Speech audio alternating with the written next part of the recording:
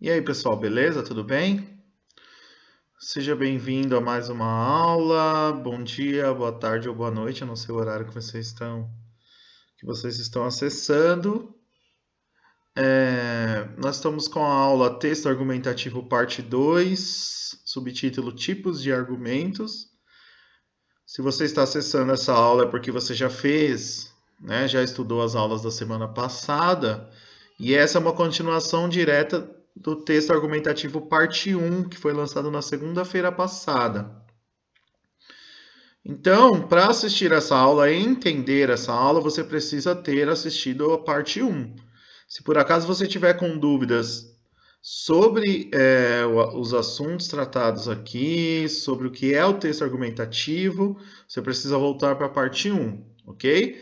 Porque eu não vou repetir a maior parte da aula na parte 1. Então, lá na parte 1, nós aprendemos o que é o texto argumentativo, quais são as características, como ele se divide, aprendemos um pouquinho sobre a introdução, que é a apresentação da tese, sobre os argumentos, que é o desenvolvimento, e sobre a conclusão, que é um fechamento, né? Do texto argumentativo. Então, nós vimos isso tudo na primeira aula. Aprendemos também um pouquinho sobre dialética, o que é tese, o que é antítese, o que é síntese. Nós aprendemos na primeira aula, beleza? Então, o que é argumento também, beleza? Então, se você não sabe nada disso do que eu disse aqui, você precisa voltar para a parte 1, tá? Essa aula só faz sentido se você assistir a parte 1, beleza? Além disso, nós vamos ter vários exercícios, né? Essa é a parte 2, mas vai ter a parte 3, parte 4 e provavelmente a parte 5, porque parece que as aulas só voltam lá para o fim de julho, então acho que vai dar tempo de abordar a parte 5 também. Beleza? E quem sabe 6 se for necessário. Tá bom? Então esse é o texto argumentativo, parte 2, tipos de argumentos. Então, vamos lembrar um pouquinho do que é o argumento. E para lembrar o que é argumento, nós precisamos lembrar o que é tese, né? E, consequentemente, o que é o texto argumentativo. Bem, o texto argumentativo é aquele que defende uma ideia, que expõe uma opinião, certo? E ele defende quase que literalmente, né? Ele tenta convencer o leitor daquele texto a acatar a opinião, a mudar de opinião. Então, o texto argumentativo ele tenta fazer uma modificação na pessoa que lê.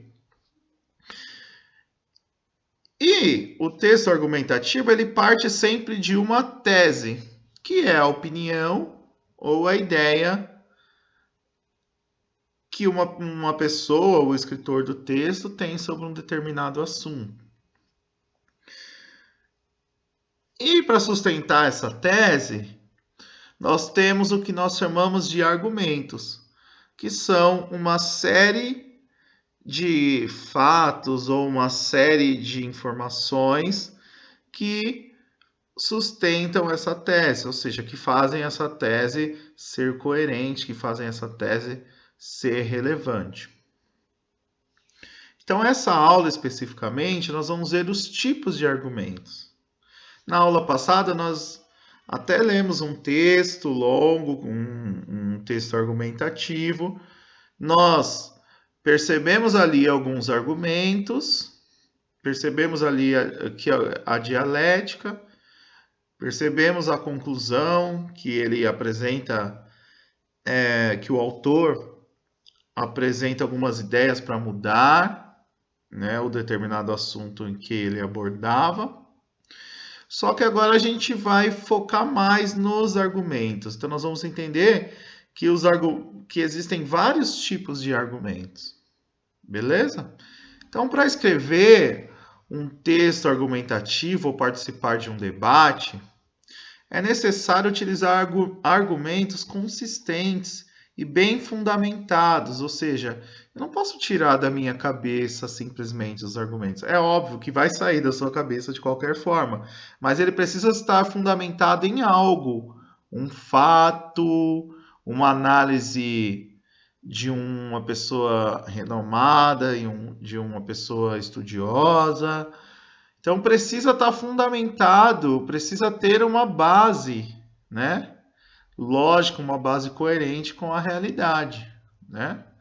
Pois são mais fortes e convincentes os textos argumentativos que têm bons argumentos. O autor do texto tem de informar ao leitor quais as razões que o levaram a tomar determinada posição. Então, por que que eu tenho essa opinião, né? O texto argumentativo não é só exposição de opinião. Não é só escrever, na minha opinião é isso e isso aquilo. Ponto. Não. Isso não é relevante, né? Eu tenho que dar a minha opinião e mostrar onde eu tirei essa opinião. Eu tenho que mostrar a minha tese, a minha ideia e fundamentar, mostrar de onde eu tirei essa ideia. Então, o autor tem de informar ao leitor quais as razões que levaram a tomar determinada posição, evitando motivos superficiais ou sem justificativa, do tipo, porque ninguém que eu conheço discorda, porque eu ouvi dizer, porque eu ouvi falar, porque todo mundo pensa assim, porque na vizinhança todos dizem isso e por aí vai. Então, eu preciso ter, para minha tese ser defendida, eu preciso de bons argumentos, ok?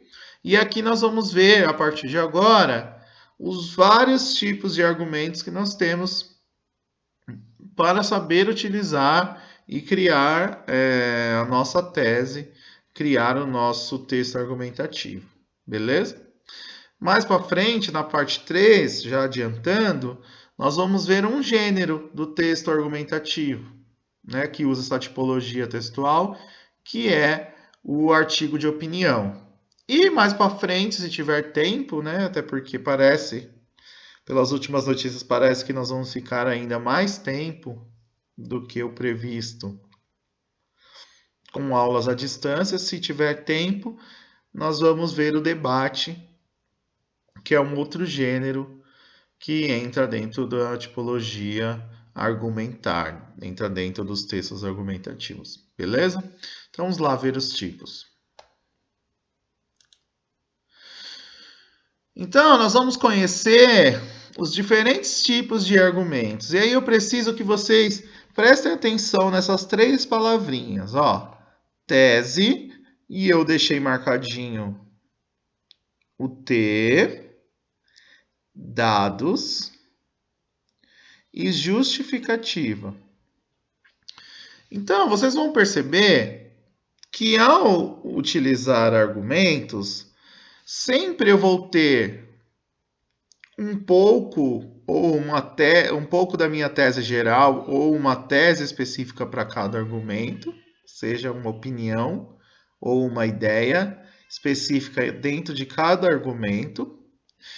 Essa ideia precisa ser validada por dados, seja alguma informação real, algo que justifique a minha tese. Ou seja, eu tenho a opinião, essa opinião tem que ser baseada em dados, e com esses dados eu vou justificar a minha tese.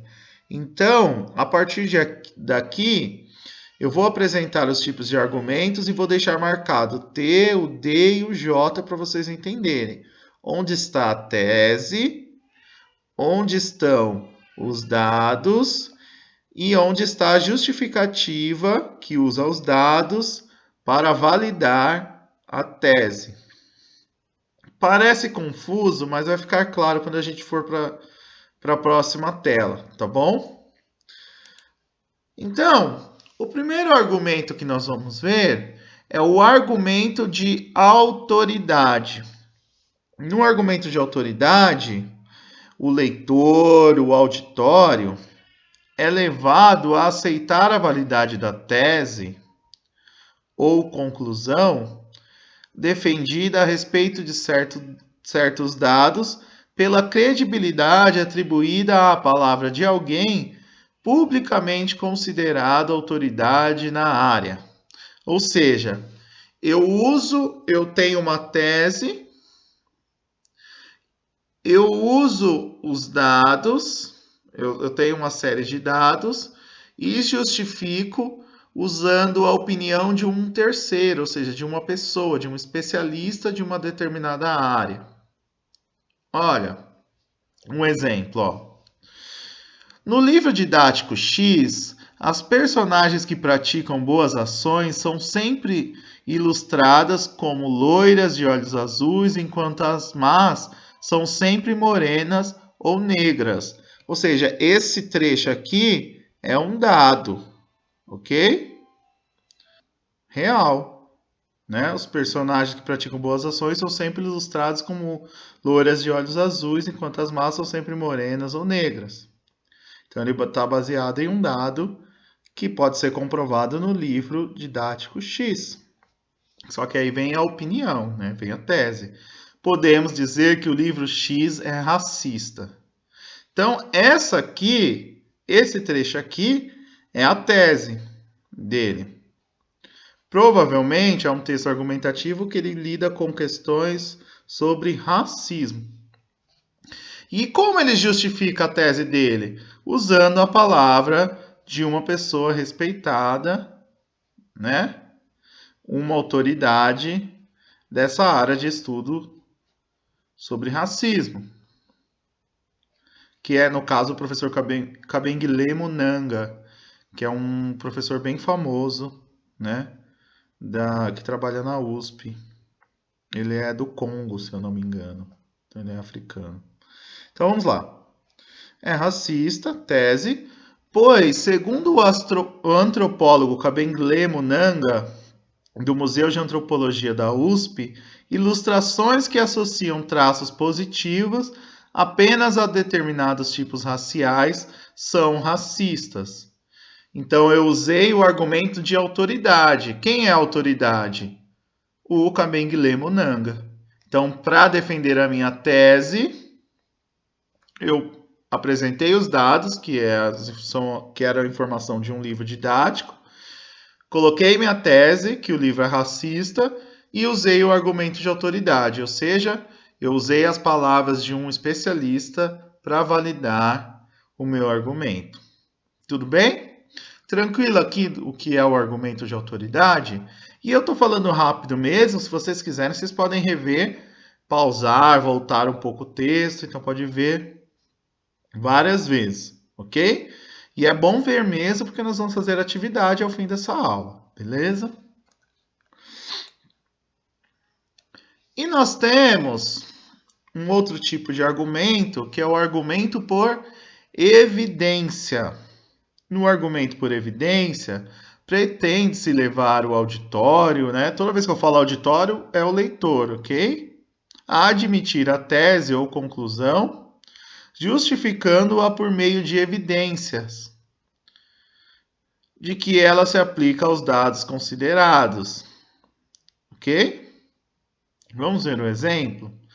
De acordo com a Pesquisa Nacional por Amostras de Domicílios, PNAD, de 2008, o telefone, a televisão e o computador estão entre os bens de consumo mais adquiridos pelas famílias brasileiras. Então, são esses os dados.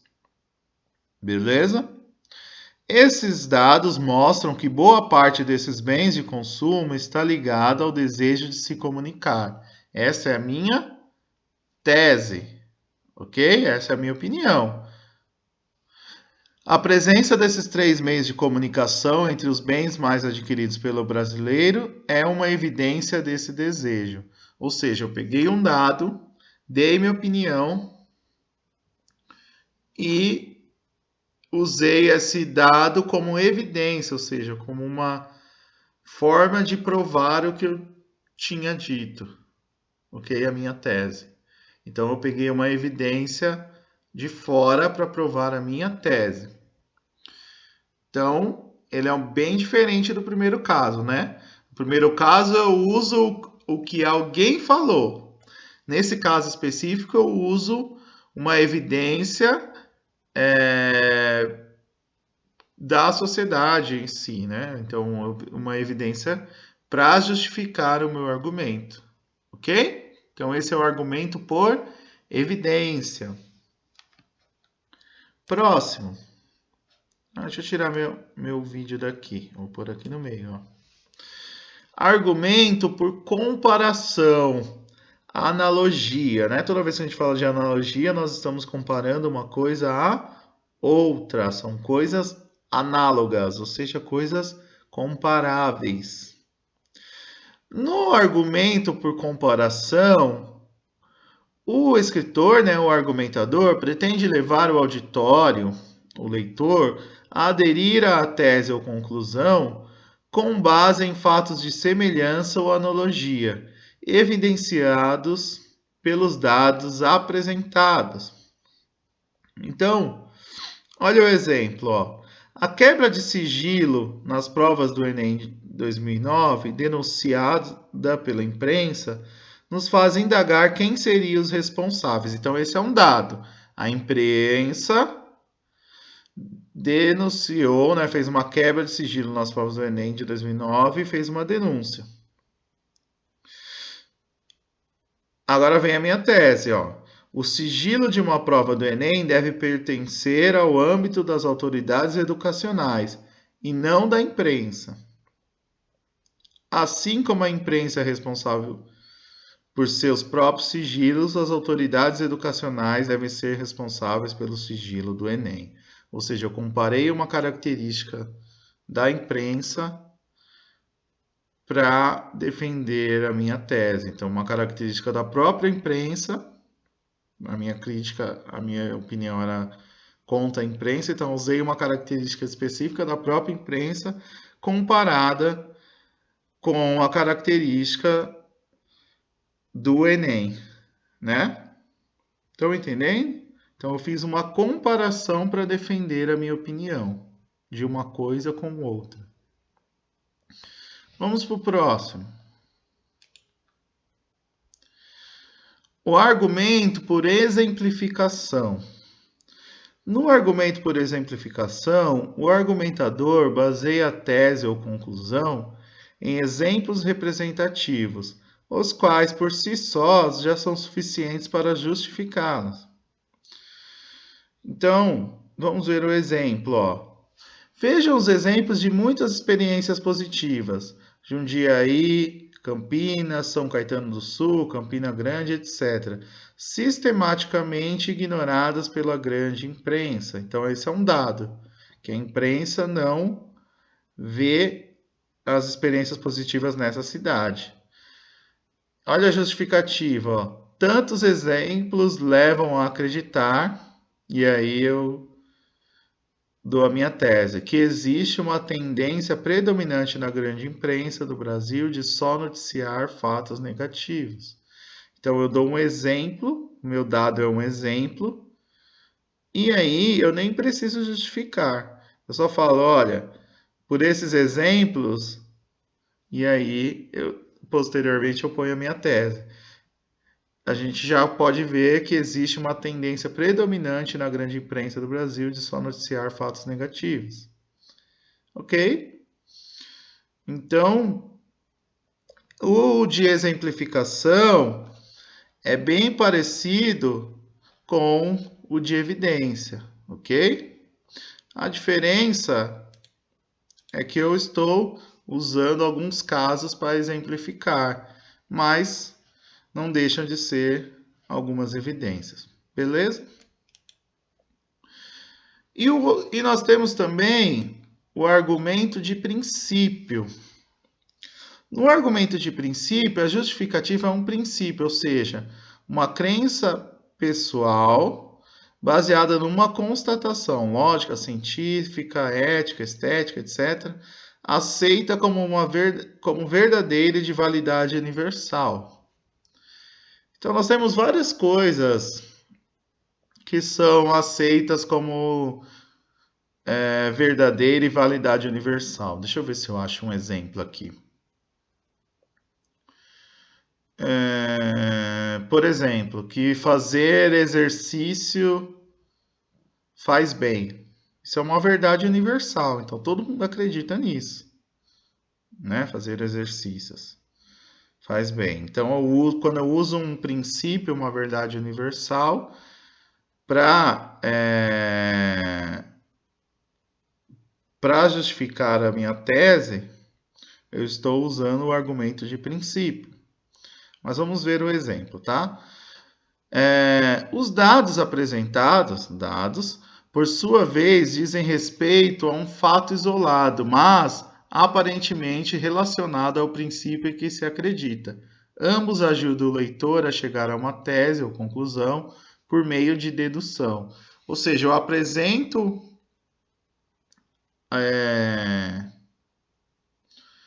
um princípio de validade universal, ou seja, que a maioria das pessoas acreditam, e de alguma forma eu faço com que o leitor relacione essa informação, né, essa crença aceita como validade universal com a tese com que eu estou defendendo. Então veja o exemplo, ó. A derrubada dos índices de mortalidade infantil exige tempo, trabalho coordenado e planejamento. Essa é a justificativa. Ora, o índice de mortalidade infantil de São Caetano do Sul, em São Paulo, foi o que mais caiu no país. Portanto, São Caetano do Sul foi o município do Brasil que mais investiu tempo, trabalho coordenado e planejamento na área. Tudo bem? Vamos para o próximo?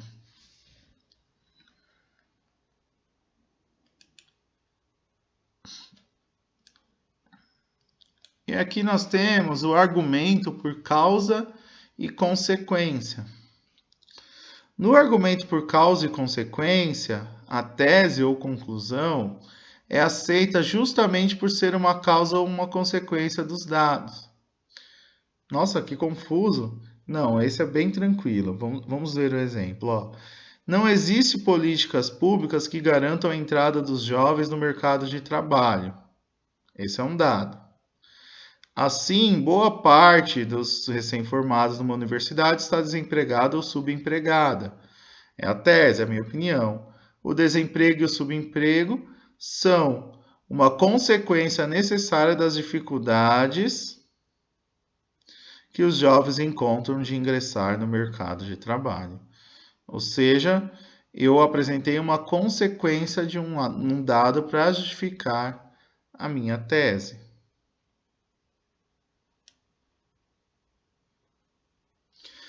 Então, depois de conhecer os argumentos, os tipos de argumentos, nós vamos fazer uma atividade. Atividade simples, mas requer que você volte um pouco o vídeo e veja os tipos de argumentos que nós conhecemos. Por quê? Como que é a atividade? Se você fez a parte 1 do texto argumentativo, você criou o primeiro texto, né, que era para criar um texto argumentativo sobre a importância ou não do isolamento social, certo? Então, o que você vai fazer? Você vai pegar aquele texto que você já criou como base e vai criar um parágrafo, né? Partindo daquele texto que você já tem criado, um parágrafo só, utilizando um dos tipos de argumentos apresentados aqui na aula. Então, você vai voltar, vai escolher um daqueles lá. Escolhe o que você achou mais fácil, escolhe o que você entendeu. Escolhe um deles. E você vai criar um parágrafo só, marcando, destacando onde está a tese, onde está o dado baseado e onde está a sua justificativa. E é claro, o texto, né, o parágrafo que você vai escrever, precisa estar de acordo com o argumento escolhido. Então, você vai fazer o seguinte, ó, você vai colocar argumento, sei lá, por evidência. Aí você vai colocar a tese, os dados e a justificativa usando aquele formato da evidência, apresentando uma evidência, ok? E aí você vai encaminhar a atividade para o e-mail abaixo. Tá com dúvida? Volta na aula. Se tiver mais dúvida, comenta aqui embaixo, beleza? A gente se vê. Tchau, tchau.